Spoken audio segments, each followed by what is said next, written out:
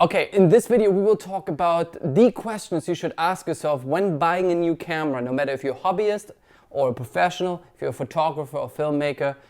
But before we go into that, here's a little intro sequence that I came up with.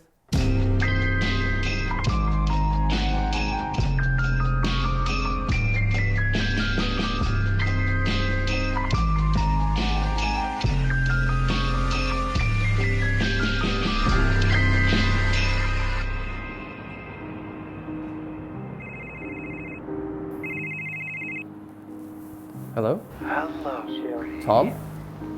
That's not a Tom number. I know. Aren't I clever? Is it true you have a saucy secret? I don't actually know what you're talking about. You like to do your house chores in the nude? Hello? What? What the fuck is going I on? don't know, man. Like, I'm just out here with the dealer, trying out some new unreleased cameras, to film myself. He's very interested in what you're up to. You don't come home to us, you're gonna end up in a work camp. Logan is gonna fire 1 million poisonous spiders down your dickie. That sounds unpleasant.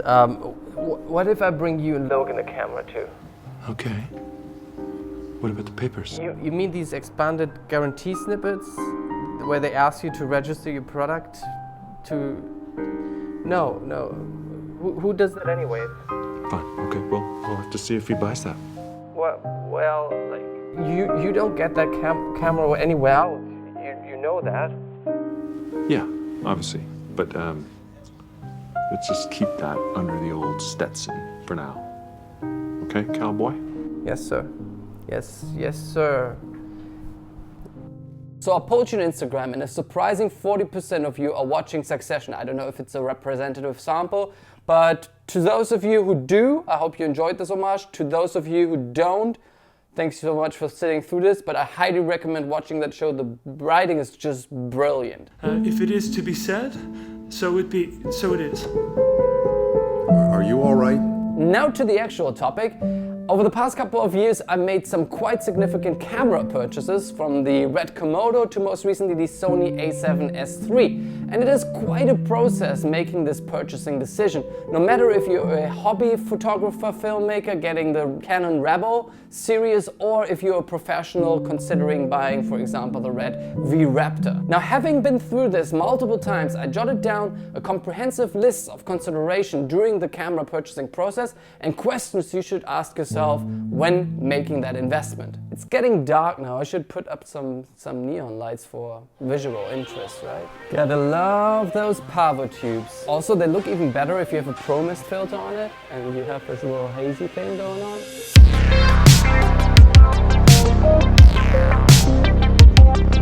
Alright, let's start very high level and technical before we go into the edgy, more philosophical questions. So the first questions are basic and should not come as a surprise to anyone, but will answer the question of what type of camera you want to invest in.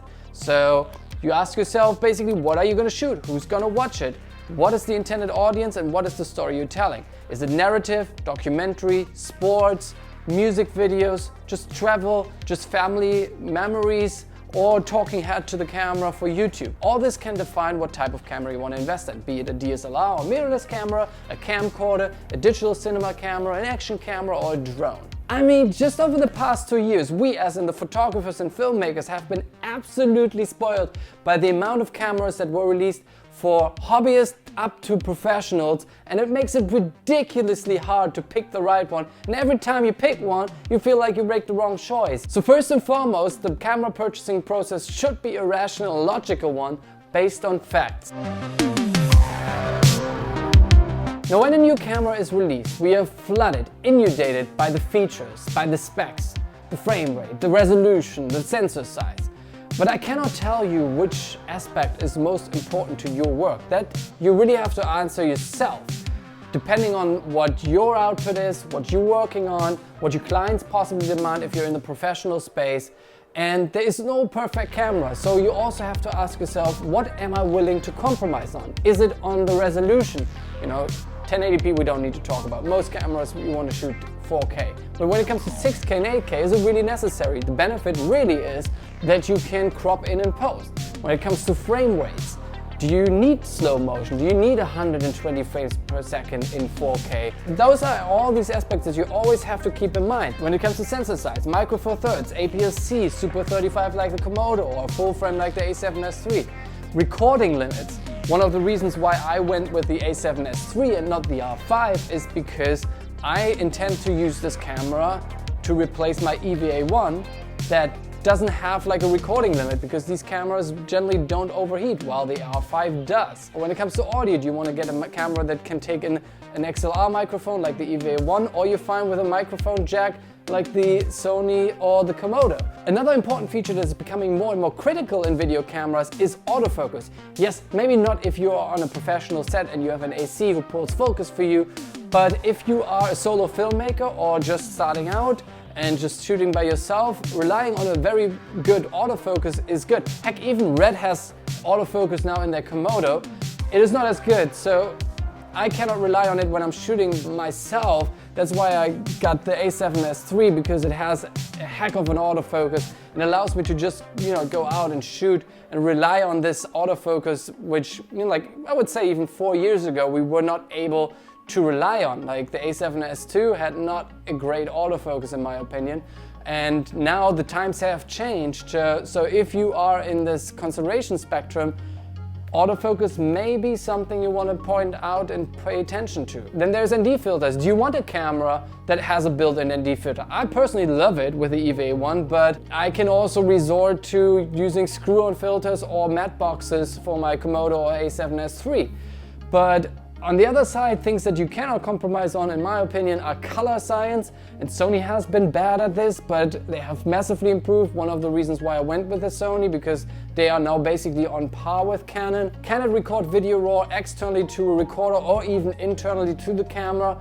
Or is it more a ProRes kind of flavor, or the H.265 flavors that you have in your standard mirrorless cameras? All this boils down if your client is demanding those kind of outputs, if they want RAW or ProRes. And this is one of the reasons the Mavic 3 Cine has now ProRes in it, because it is a codec that is demanded in the workflow for professional use cases. But honestly, if your computer is capable of handling H.265, you should be fine. The latitude difference is not as crazy between H.265 and ProRes, but obviously RAW is a whole different ball game where you can change ISO and white balance in post. It's absolutely, I love it. You get really lazy with these cameras. Let's face it, the camera itself is not really the biggest money pit. It is actually the accessories and the ecosystem that you're buying into.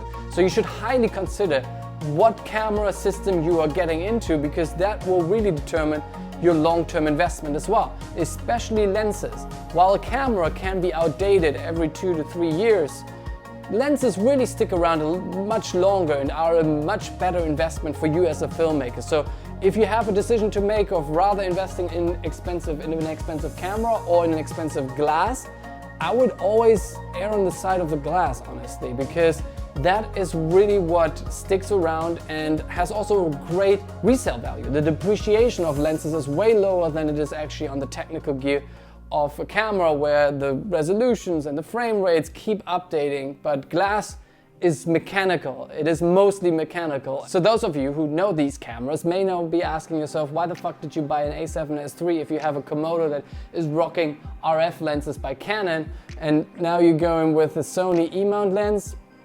Yeah, no, that's a fair point, and it was a big consideration for me. It was one of these factors that, when you lay out and grid out all the features that are important to you in a camera, the mount eventually became less important to me, and I made a distinction between the Komodo, which is mostly for me going to be a cinema camera where I run manual glass on and still have a lot of EF glass in this space, while the A7S III will be my automatic lens where I'm just like casually, real quick can shoot myself or set up the camera and shoot it as a B cam and can just like sit and run.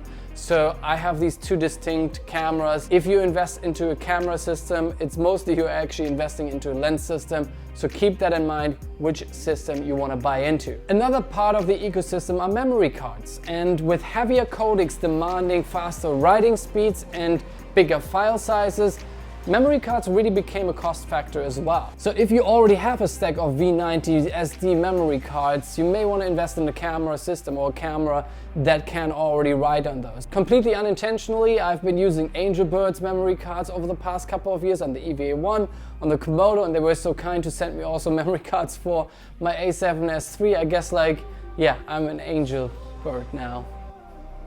Is that what you do when you have an Angelbird? They're very cool branding. And then there are all these other accessories that you may or may not need for your camera. If it's like a block of metal like the Komodo is, certainly you need to add handles, monitors, battery packs, etc. Or you just get like a camera that is ready to shoot. All these things are a little bit more interchangeably. You know, you can rock a camera like a monitor on the Komodo. I can also put on the EVA1. So there is certainly like some sort of build-up that you have over time. So when you're considering new cameras, looking at the equipment that you already have and seeing what you can transfer certainly will help to keep your cost low. This shouldn't be a surprise, but also points to the importance that you should be paying on the purchasing decisions when it comes to accessories and if they are future-proof. And lastly, the final factor in this section, and the question that is oftentimes way underestimated, is what camera are your friends and your colleagues shooting with? It's nothing better to just ask your friends if you have technical issues and they can answer it because they're using the same camera, or you can interchange equipment because you're both shooting in the same lens mount, or you just want to nerd out on it. I mean, we all do it. So this has been particularly true with my Red Komodo, and now also will be certainly true with the A7S III because a bunch of my friends are also shooting Sony. Why is my heart rate at 110? I think that's wrong. 91.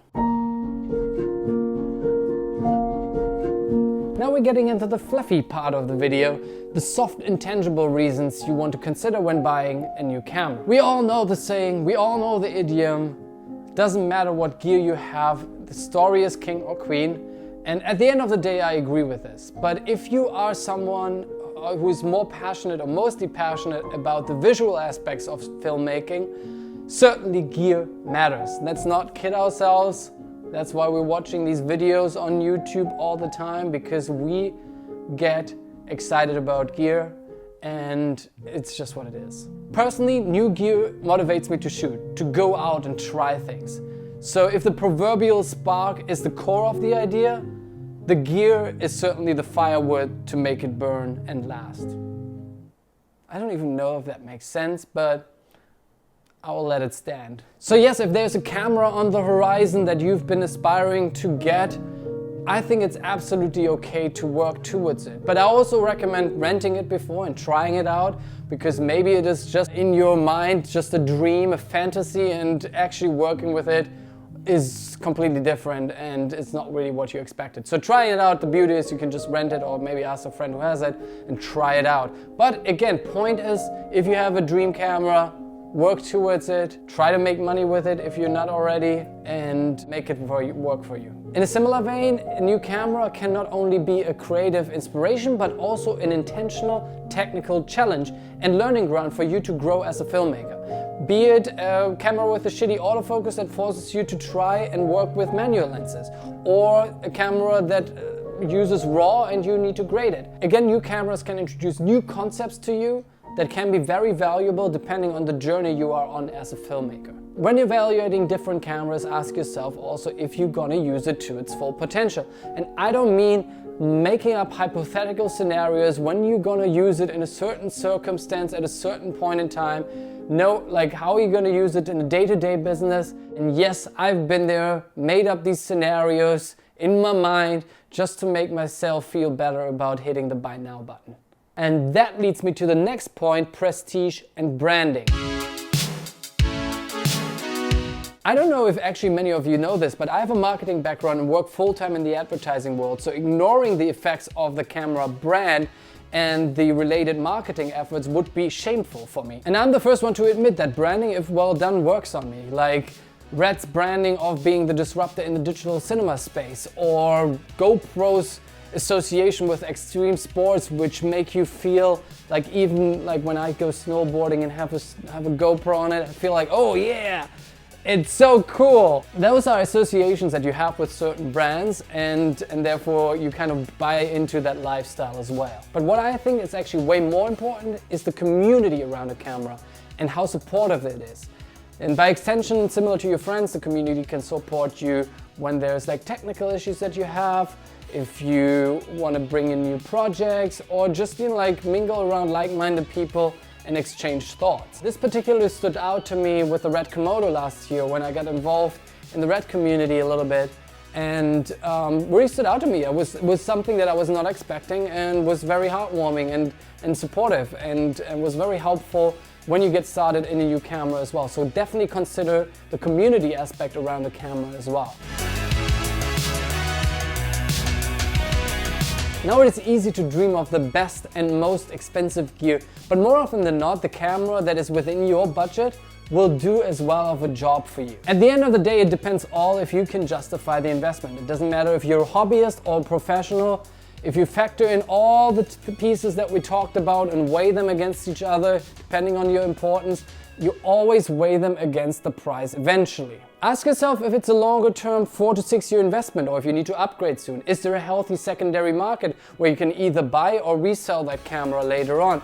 And also, to ease the investment, could you possibly rent the camera to other people when you're not using it and basically make money back? That works particularly well with professional grade cameras. You just gotta be brutally honest with yourself if you really need something, if it makes sense. Do you need to go that far, or is a step down good enough? Always consider these factors, think about it, don't impulse buy, and then you will be happy with the purchase that you make. And as always, thanks so much for watching. If you enjoyed this video, hit that like button and subscribe if you haven't done so already. And I really appreciate you watching it. Have a good morning, have a good night, whenever and wherever you are around this beautiful planet. Bye bye.